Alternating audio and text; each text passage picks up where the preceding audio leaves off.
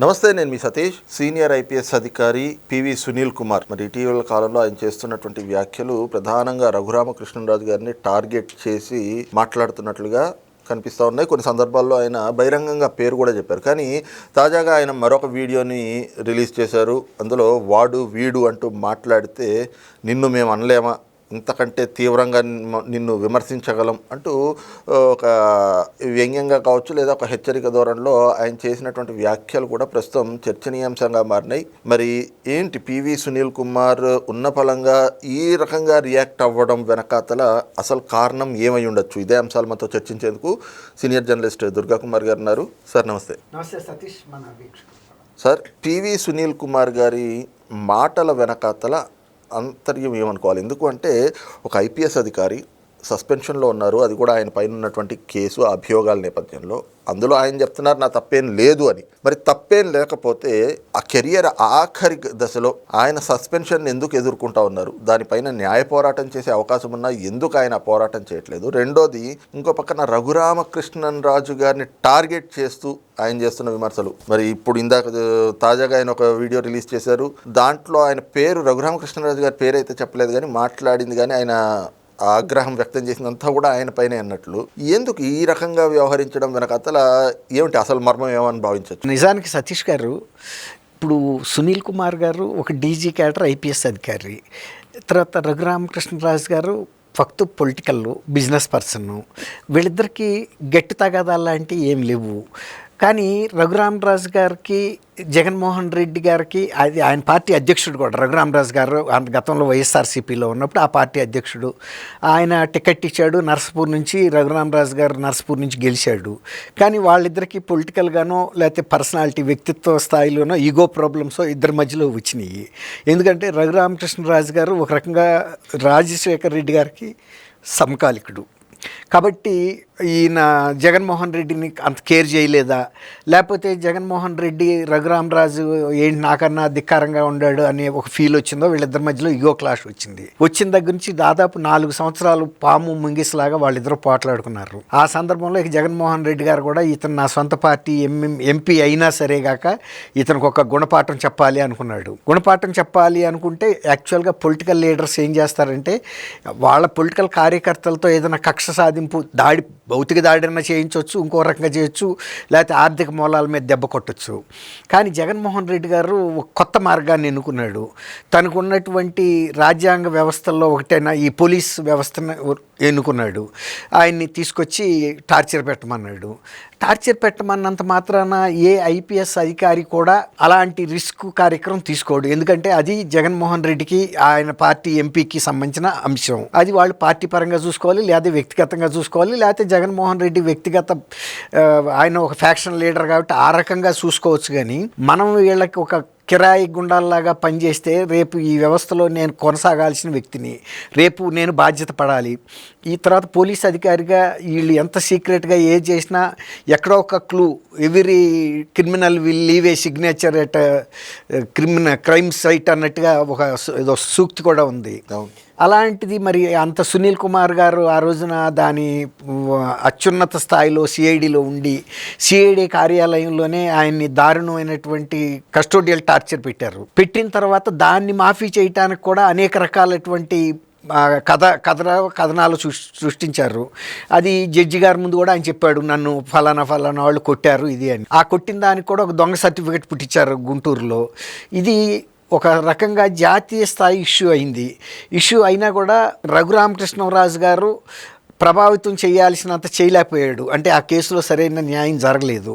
ఎందుకంటే ఆ రోజున జగన్మోహన్ రెడ్డి గారి ప్రభుత్వం ఇక్కడ ఉంది. ఎవరైతే ఉన్నతాధికారులు ఐపీఎస్ అధికారులు ఇందులో ఇన్వాల్వ్ అయ్యారో ఆ కేసును ముందుకు పడనివ్వలేదు. ప్రభుత్వం మారిన తర్వాత కథ మారింది. మొత్తం స్టోరీ అంతా బయటకు వచ్చింది. అప్పటికీ తెలుసు, కానీ జగన్మోహన్ రెడ్డి గారు ఉన్నంతవరకు బయటకు రానివ్వకుండా మేనేజ్ చేయగలిగారు. తర్వాత ఈ ప్రభుత్వం వచ్చిన తర్వాత ఈ కేసే కాదు అనేక కేసులు బయటకు వచ్చినాయి. అందులో ఇదొకటి. అప్పుడు సునీల్ గారిని కూడా సస్పెండ్ చేశారు. సునీల్ నాయక్ అనే అతను అసలు ఇక్కడ నుంచి అతను యాక్చువల్గా గుజరాత్ బీహార్ క్యాడర్ అయినా ఇక్కడికి వచ్చాడు జగన్మోహన్ రెడ్డి గారిని సేవించడానికి. ఆ సేవలో తరించాడు. ఆ కేసులో ఆయన కూడా ఉన్నాడు, రఘురామకృష్ణరాజు కేసులో.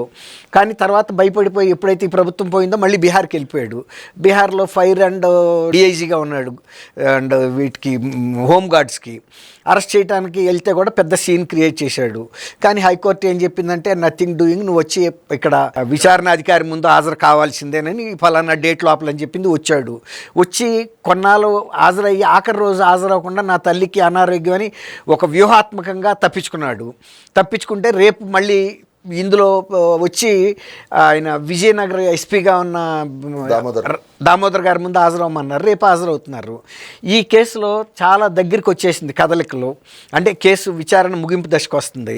ముగింపు దశకు వచ్చినప్పుడు సహజంగా ఇది ఐపీఎస్ వాళ్ళున్నా ఎవరున్నా కూడా తప్పించుకునే ఛాన్స్ లేదు. ఎందుకంటే ఆ రోజున ఈ కేసు జాతీయ స్థాయిలో ప్రాధాన్యత సంతరించుకుంది. ఇప్పుడు ఆ బోరుగడ్డ అనిల్ కూడా ఇందులో ఇప్పుడు కొత్త పాత్రధారి రేపు ఇద్దరిని ఎదురెదురుగా పెట్టి ప్రశ్నిస్తున్నారు. నలుగురు ముసుగు కప్పుకున్న వచ్చిన వ్యక్తుల్లో సునీల్ నాయక్, తర్వాత ఇతను అనిల్, తర్వాత తులసిబాబు అని ఉన్నాడు, ఇంకొక ఎవరున్నారు. మొత్తం మీద రేపు స్టోరీ ఫైనల్ అంకానికి వస్తుంది, ఆఖరి అంకానికి. ఇప్పుడు ఈయన సునీల్ కుమార్ గారు మీరు అన్నట్టు అది రఘురామరాజు గారిని ఉద్దేశించి ఆయన వ్యాఖ్యానించాడు రకరకాలుగా.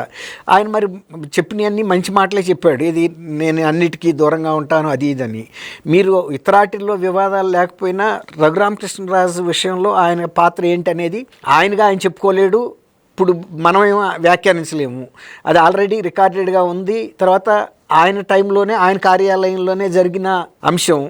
ఇప్పుడు దిగువ అధికారి రేపు సునీల్ నాయక్ కూడా విచారణ అధికారి ముందు తుది ప్రకటన చెప్పాల్సిందే.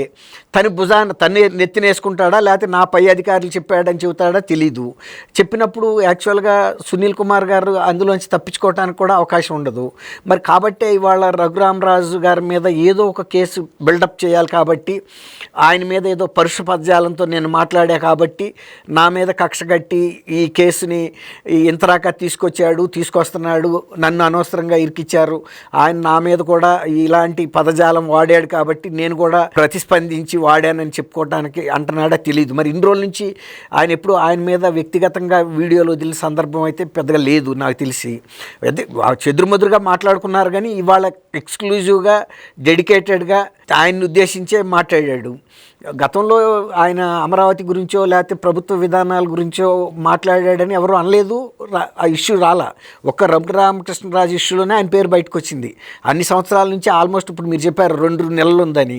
2 నెలలు ఉన్నప్పుడు అసలు ఆయన తప్పు చేయకపోతే ఏబి వెంకటేశ్వరరావు గారు లాగా కేంద్రంలో మానవ వనరుల శాఖ దగ్గర కానీ, హోమ్ డిపార్ట్మెంట్ కానీ, యూపీఎస్సీ దగ్గర కానీ, ట్రిబ్యునల్స్ దగ్గర కానీ ఎన్ని వేదికలు ఉంటే ఆఖరికి సుప్రీంకోర్టు అయినా సరే, హైకోర్టు అయినా సరే పోరాడి 2 నెలల్లో రిటైర్ కాబోతున్నా కాబట్టి నేను నిర్దోషిని ఇందులో. ఆయన ఏబి వెంకటేశ్వరరావు గారు ఆ రోజు కొన్ని గంటల్లో రిటైర్ అవుతా ఉండగా ఆర్డర్ తెచ్చుకుని యూనిఫామ్ వేసుకున్నాడు. రిటైర్ అయ్యే టైంకి నా తప్పు లేదు అని, నేను జగన్మోహన్ రెడ్డి నన్ను ఇంత వేధించినా సరే నా తప్పు లేదనేది నేను ప్రజల ముందు ప్రూవ్ చేసుకోవాలి, డిపార్ట్మెంట్లో కూడా ప్రూవ్ చేసుకోవాలనుకున్నాడు. అట్లాగే ఇతనితో తగాదా పెట్టుకునే కంటే తను గనక నిర్దోష అయితే ఆ ఎఫర్ట్ ఏదో అక్కడ పెట్టి కనుక తెచ్చేసుకుంటే రఘురామకృష్ణరాజు లేకపోతే ఆయన దగ్గర పనిచేసే ఎవరో వ్యక్తులో మాట్లాడేదానికి విలువ లేదు. ఎందుకంటే నీకు ట్రిబ్యునల్లే ముద్ర వేసేసింది, ఆ కేసుతో సునీల్ కుమార్ గారికి ఎటువంటి ప్రమేయం లేదు, అసలు ఈ నిర్దోషి. కాబట్టి ఇలాంటి ఎన్ని మాటలంటే మాత్రం సునీల్ కుమార్ గారు ఫీల్ అవ్వాల్సిన అవసరం ఏముంది? కాబట్టి అక్కడేదో మెతక ఉందేమో అనిపిస్తుంది. ఎందుకంటే వ్యక్తిగత స్థాయిలో సునీల్ కుమార్ గారు ఎంతమందికి అని చెబుతాడు. ఇప్పుడు ఆయన ఉన్నాడు, వాళ్ళ అనుయాయులు కూడా మాట్లాడారని ఆయనే చెబుతున్నాడు. వీళ్ళందరికీ ఆయన జవాబుదారియా? ఆయన చేయలేదు, నాకు ఈ కేసుతో సంబంధమే లేదు. ఇప్పుడే కాదు, నేను గత 30 ఏళ్ల పోలీస్ సర్వీస్లో ఉన్నప్పుడు కూడా ఇలాంటి నీచమైన పని నేను చేయలేదు అని అక్కడ వాదించుకుని క్లీన్ సర్టిఫికేట్ తెచ్చుకుంటే that is more than enough. Thank you Satish, మన వీక్షకులకు కూడా.